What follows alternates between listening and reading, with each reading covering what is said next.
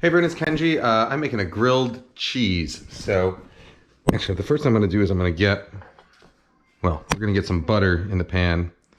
Because grilled cheese does take a long time, despite being a very simple thing. That's the real secret to grilled cheese, I think, is make sure you take your time doing it. It's not one of those things that can be rushed. It's going to take at least 10 minutes. So what I do is I'm going to get butter in a square pan like this. You could also use a griddle, like there's this nice baking steel griddle back here.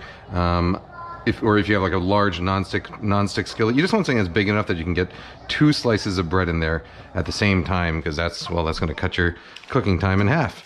Because the secret to a good grilled cheese, so I'm not talking about anything fancy. This is just a plain old white bread grilled cheese. What I'm using. So there's a couple tricks. First of all, get good white bread. Wonder bread is totally fine if that's what you want. I like using shokupan, which in Japanese literally just translates to meal bread, eating bread. But it tends to be thick cut like this. Oh, and you know what? I can't even fit 2 of them in here. So what I'm gonna do, well, I'll start with one. Well, let that side toast, and I guess we'll just take our time with this one though. It tends to be thick cut and very soft and yeasty flavored. Shokupan, if you can find it in a Japanese supermarket or Japanese style bakery, they'll also have it sometimes in Chinese bakeries. Chinese style French or American bakeries, which are a thing. They make sort of American or French style pastries, but they're run by Chinese or Japanese people, and they have their sort of own take on it. And so they'll generally have this type of bread called shokupan, or sometimes cream pan, which it just means cream bread. So good bread, low and slow in butter on the before we even get the cheese in there. And then I'm using 3 different types of cheese here. So I've got an aged cheddar, I've got Munster, and I've got good old American. So the trick here is that, so American cheese, first of all, American cheese is cheese. I know people like to say, oh, it's not cheese, it's plastic. Well, it is plastic in the sense that cheese in general is plastic by the definition of how it behaves. Plastic as opposed to elastic. Cheese is malleable and it holds its shape. So yes, it is plastic, but so is every other cheese in the world.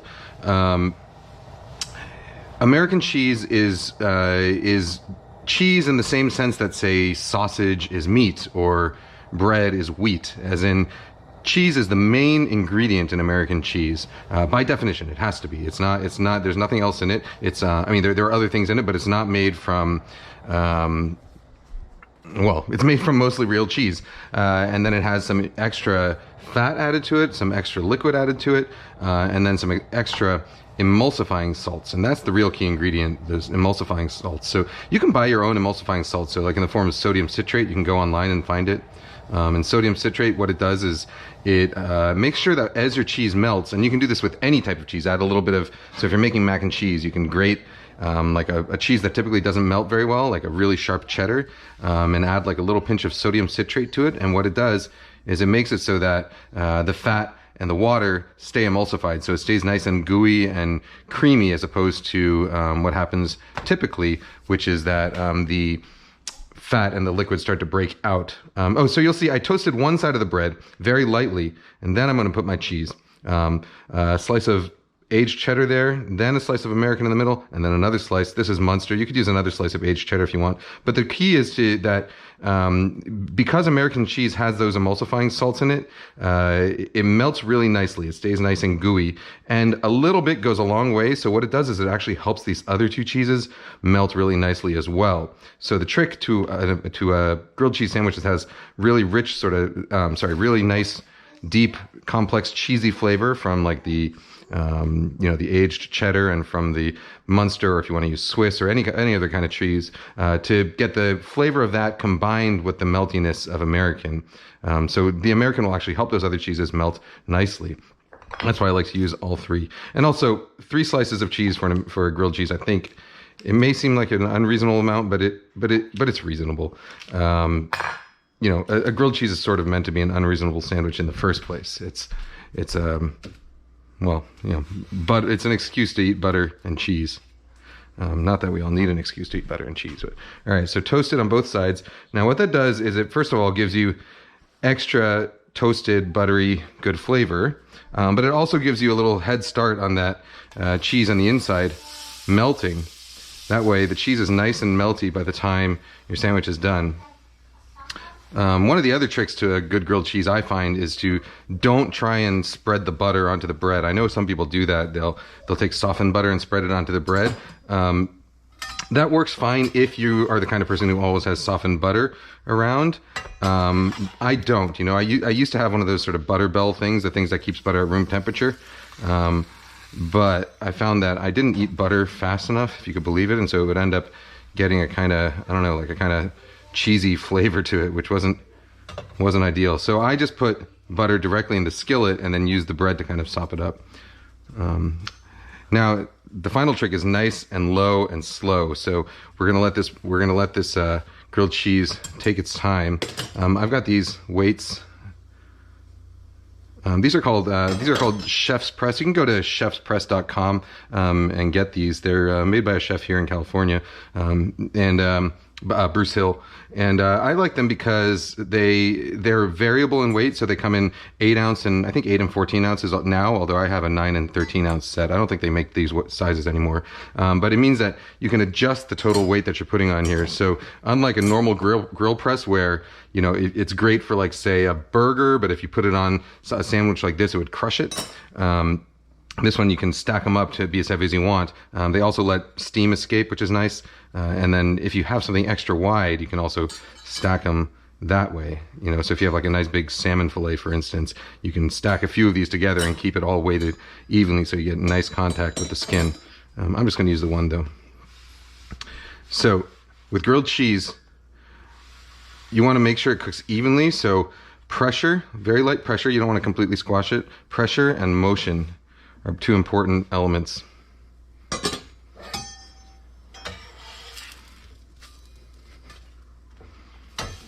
I'll go a little bit lower.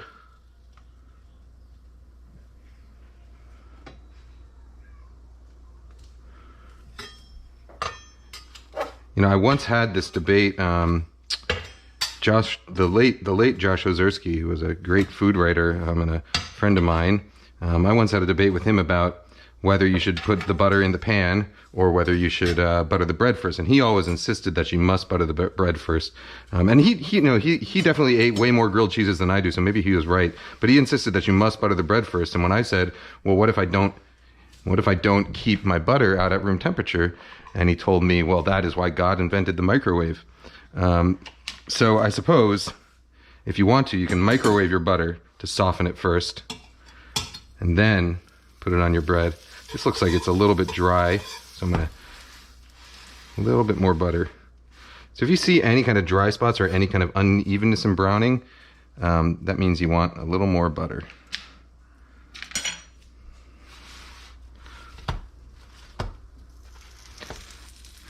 This particular kind of bread, it's nice and thick. It can actually take a fair amount of butter without tasting greasy. You know, as for adding stuff to your grilled cheese, so this is, you know, very simple. I think sort of the platonic ideal of a grilled cheese, although good grilled cheese comes in many forms. As for adding stuff to your grilled cheese, I think it's totally fine to add stuff to the inside of your grilled cheese if you want. You know, like classic diner stuff would be grilled onions. You know, what's really nice actually is if you take a slice of onion, you cut a slice of onion into rings, but you leave them all as like one solid slab. And you put it in the skillet, and then you put your bread on butter in the skillet, put the slab of onion rings in, thin sliced, and then put the bread on top of it, and let those kind of fry together, and then flip that over and put cheese on it, and that's the inside of your sandwich. That's really nice. Sort of you know, sort of like a patty melt, but without the hamburger. You know, bacon on a grilled cheese can be good. I think pickles are my favorite thing to add to grilled cheese. Sliced pickles or sliced pickled jalapenos, or some of Sous Chef Eric's sliced pickled Fresno chilies. A slice of good tomato.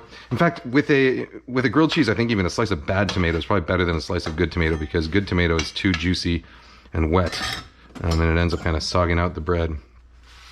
One of the few instances where those tomatoes that they have at the deli, you know, like the New York corner deli, are perfectly suitable.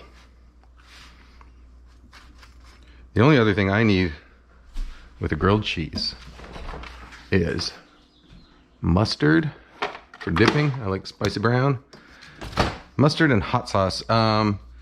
Normally, hot sauce wise, I would do either Inner Beauty, which comes from Inner Beauty was Chris Schlesinger's recipe from the East Coast Grill in Cambridge. That he sold, I think he sold the restaurant, and then they stopped selling the hot sauce, and then later on a guy named Justin bought the hot sauce recipe and now produces it again. It's called Inner Beauty. Now it's called Justin's Inner Beauty, I think, although it's really Chris Schlesinger's Inner Beauty. I think he wrote the original recipe on a bar napkin. It had mangoes and I think habanero. And mustard as its base. The other sauce I would use on a grilled cheese is Secret Aardvark, which is from Portland. Also a mustard-based hot sauce. I think like with grilled cheese, you want that, or at least I want that mustardy flavor. I like a good mustard-based hot sauce. Ooh, look at that. That's looking good. And let's get a little.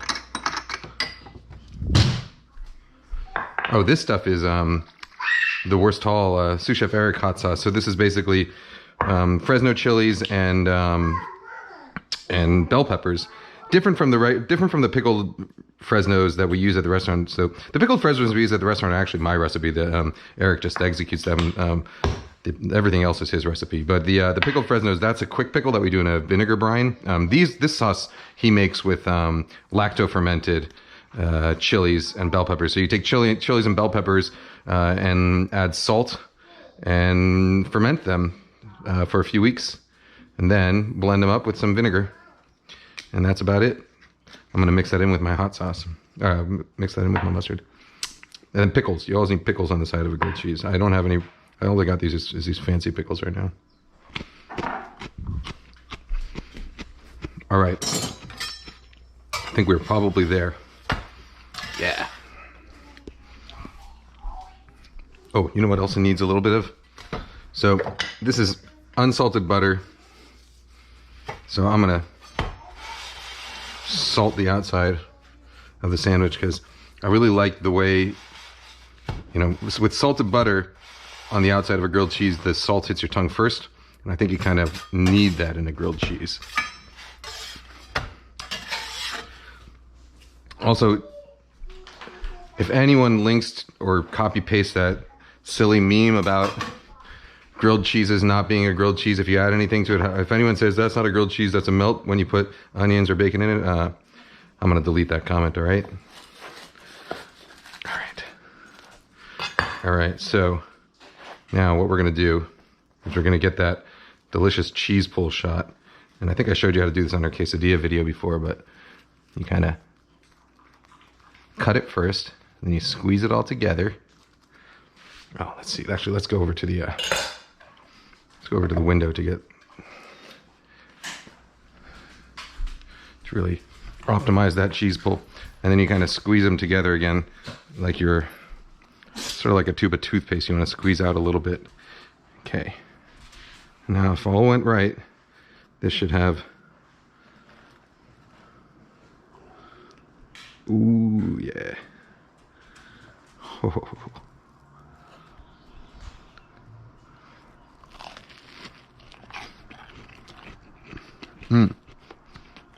So you see how, because we put that little slice of American in there, it makes those other cheeses melt just perfectly.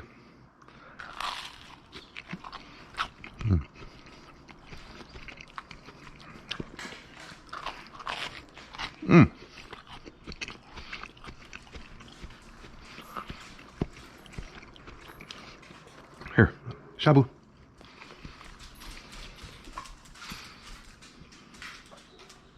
Good girl. Yes, you can have a little too.